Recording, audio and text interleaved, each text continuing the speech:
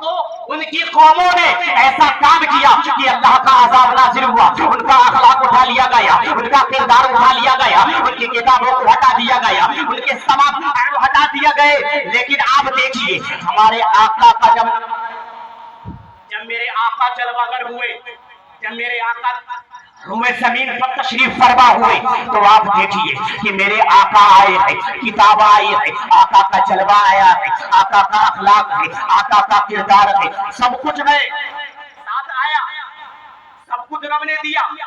نبی کو، میرے آقا کو محبوبیت سے نواز دیا، کردار سے نوازا، اخلاق سے نوازا، طریقے سے نوازا، سب کچھ دیا۔ لیکن ایک بات ہے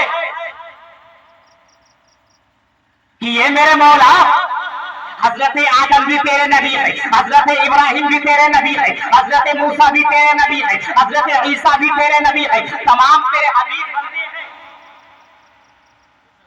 لیکن تو نے اپنے محبوب کے جلوے کو بلند کیا۔ آخر کچھ تو بات ہے، کچھ تو وجہ ہے، کوئی تو مقصد ہے۔ بولے ہاں ہاں، ایک دیکھو لوگوں نے دیکھا، اپنی نگاہوں سے ذرا غور و فکر کرو اور ذرا عقل کی دنیا پہ رکھ کرو، یہ آخر کیا وجہ؟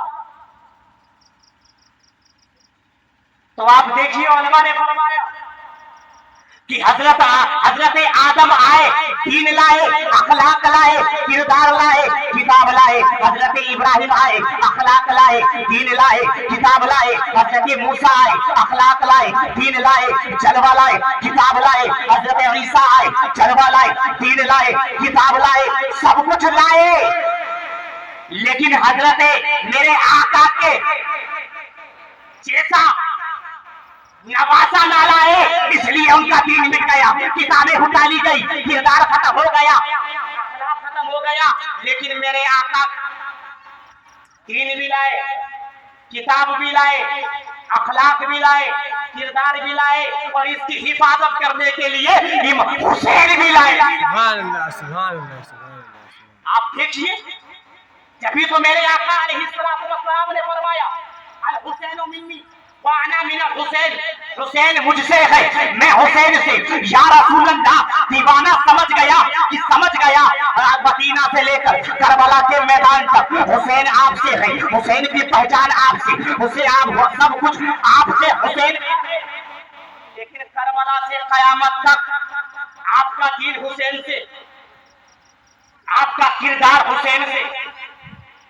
میرے آقا علیہ السلام نے اپنے پیارے نواسے کو اس طریقے سے طاقت عطا فرمائی، اس طریقے سے قوت عطا فرمائی، تو لوگوں کی نگاہوں نے دیکھا، زمانے کی نگاہوں نے دیکھا کہ جب دین پر ظلم کرنے کے لیے، دین کو مٹانے کے لیے، دین کو قبضے میں لینے کے لیے، کتاب کا جلوہ مٹانے کے لیے، نبی کے اخلاق کو مٹانے کے لیے، نبی کے کردار کو مٹانے کے لیے ظالموں نے ظلم کیا یزید کی شکل میں، تو اس وقت میرے آقا کا نواسہ کھڑا ہوا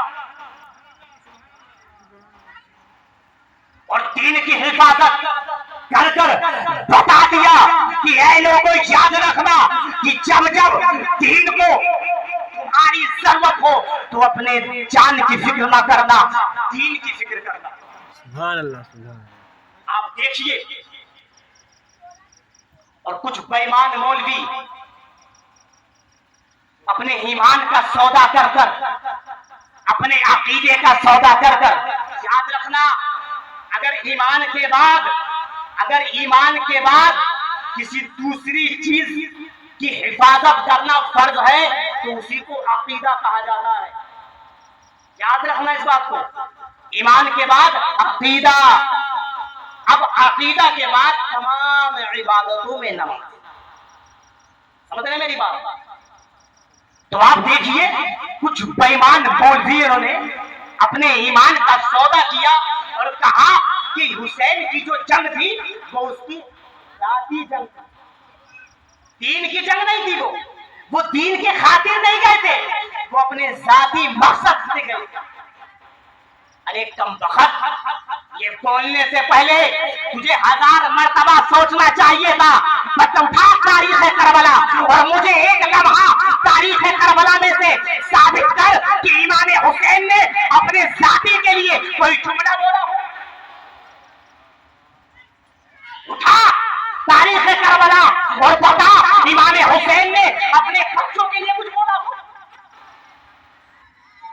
جو کچھ نظر آئے گا صرف رضائے الہی کے لیے نظر آئے گا.